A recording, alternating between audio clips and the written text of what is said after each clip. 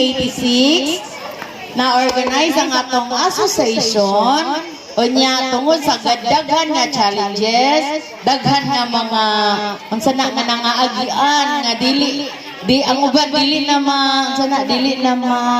spilling si ma'am dito.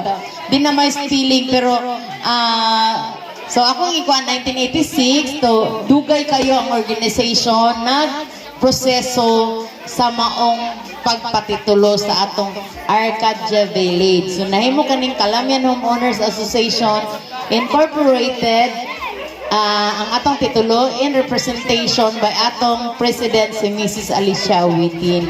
So 1986 dugay na kay noon sa nakaron 2025. So 2026 pila na tulo na kadekada. Tulo na ba kadekada? Ba? Tulo na kagid kadekada. Okay, so bisan pa man anang tulo kadekada ang atong association nagkadugay, nagkaligon tungod kaninyo, tungod nga suporta sa atong mga membro. Okay. So, bisa inana ka kuan ang association. So, ako lang ikuan sa inyo. Ang association 1986 na nahimugso na take out by 1996, so 10 years.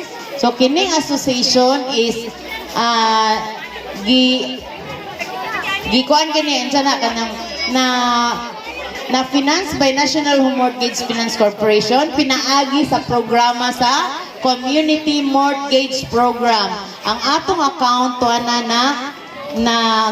naka-rely na ta sa Social Housing Finance Corporation nga isa gyapon kaportahan sa atong National Home Mortgage nga diin mo ay nagproseso, mo ay nag-approve sa atong Calamian Homeowners Association nga mahimong recipient beneficiary sa Community Mortgage Program. So, bless kita tungod kay bisan pa man sa karon nga panahon, inyo gyapong na-experiensyahan ang pinakabarato nga lote with title sa atong Homeowners Association. Sa kadaghan nga Homeowners Association, sa 1996, duha ra gid kami ang natituluhan. Sabay pa na namo ang Sonten, ang inyong gipampuyan kato na nga demolished. So, bless ang atong association nga nag-stand hantod karon.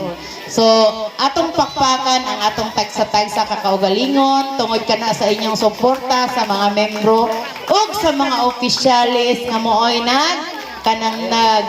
kuan sa inyo nag-assist, nag-facilitate sa atong mga panginahanglanon sa atong association. Kanya diara siguro kukutob, daghang salamat sa inyong pagpakpak. Gamay ra gyapon na makpak. Thank you. Okay, testing ta. Kinsay nakadungog kakanusan himog